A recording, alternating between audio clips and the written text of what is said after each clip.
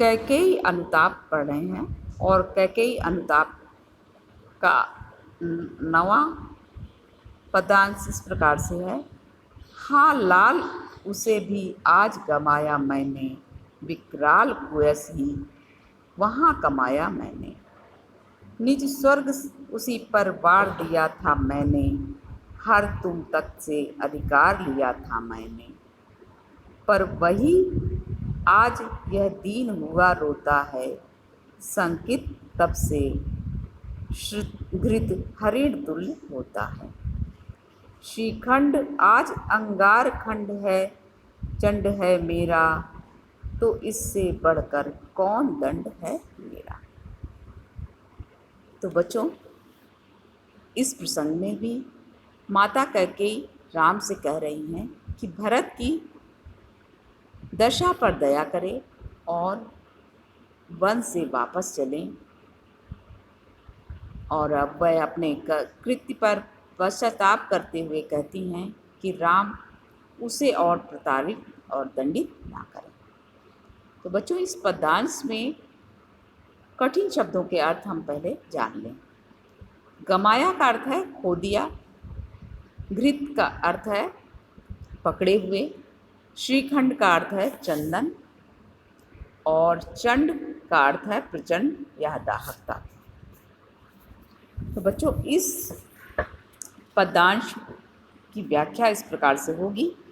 हाँ लाल उसे भी आज गवाया मैंने, विकराल कुयस ही यहाँ कमाया मैंने। माता कैकेयी कह रही हैं कि हे राम, मैंने तो आज अपने उस पुत्र भरत को भी खो दिया जिसके लिए मैंने ऐसा दुष्कर्म किया था।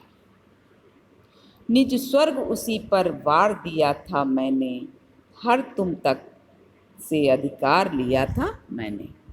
माता कैकेयी कह रही हैं कि उस पुत्र को खोकर भी मैंने भयंकर रूप से अपयश ही प्राप्त किया है और मैंने अपने उस पुत्र के लिए अपना स्वर्ग के समान सुख भी न्यौछावर कर दिया था और उसी पुत्र के लिए मैंने तुमसे तुम्हारा अधिकार अर्थात राज्य भी तुमसे छीन लिया था। पर वही आज यह दीन हुआ रोता है, शंकित तब से घृत हरिण तुल्य होता है। और माता कैकेयी कह रही हैं कि वही मेरा पुत्र आज दीनहीन होकर रुदन कर रहा है, वह पकड़े हुए हिरन की भांति सबसे भयभीत है। श्रीखंड आज अंगार चंड है मेरा, तो इससे बढ़कर कौन दंड है मेरा। माता कैकेयी कह रही हैं कि इससे बढ़कर दंड मुझ अभागी माँ के लिए और क्या हो सकता है कि मेरा पुत्र ही मुझसे कुपित है, अतः मुझे और बड़ा दंड ना दो। तो बच्चों, ये इस पद्यांश की व्याख्या इस प्रकार से थी और इससे संबंधित प्रश्नों के उत्तर और प्रश्न इस प्रकार से हैं। तो पहला प्रश्न तो बनेगा बच्चों, पाठ का नाम, कवि का नाम अथवा उपर्युक्त पद्यांश का संदर्भ लिखें। तो इस प्रश्न का उत्तर मैं पिछले कई पद्यांशों में बता चुकी हूँ। अब अगला प्रश्न होगा, रेखांकित अंश की व्याख्या कीजिए। तो बच्चों, रेखांकित अंश की व्याख्या इस प्रकार से होगी कि वही मेरा पुत्र आज दीनहीन होकर रुदन कर रहा है, वह पकड़े हुए हिरन की भांति सबसे भयभीत है। चंदन के समान शीतल स्वभाव वाला मेरा पुत्र भरत जलते हुए अंगारे के समान प्रचंड हो रहा है। इससे बढ़कर दंड मुझ अभागी माँ के लिए और क्या हो सकता है कि मेरा पुत्र ही मुझसे कुपित हो जाए और अतः मुझे और बड़ा दंड अब मत दो।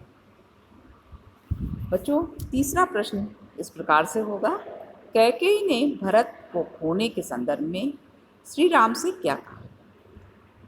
इस प्रश्न का उत्तर होगा, कैकेयी ने भरत के रुदन और उसके भय के संबंध में श्री राम से कहा कि आज भरत दीनहीन होकर रुदन कर रहा है। वह आज पकड़े हुए हिरण की भांति सबसे भयभीत है। अब अगला प्रश्न है कि कैकेयी ने भरत के रुदन और उसके भय के संबंध में क्या कहा? इस प्रश्न का उत्तर है बच्चों कि कैकेयी ने भरत के रुदन और उसके भय के संबंध में श्री राम से कहा कि भरत आज दीनहीन है और वह पकड़े हुए हिरण की भांति सबसे भयभीत है। अगले प्रश्न का उत्तर होगा प्रश्न होगा अपने दंड के संबंध में कैकेयी ने अंत में श्री राम से क्या कहा? तो इस प्रश्न का उत्तर होगा अपने दंड के संबंध में कैकेयी ने अंत में श्री राम से कहा कि इससे बढ़कर दंड मुझ अभागी माँ के लिए और क्या हो सकता है कि मेरा पुत्र ही मुझसे कुपित है, अतः आप मुझे और बड़ा दंड न दो। बच्चों, इस पद्यांश की व्याख्या और उससे संबंधित प्रश्न इस प्रकार से हैं और इसे भी आप अपनी अभ्यास पुस्तिका में नोट कर लीजिएगा।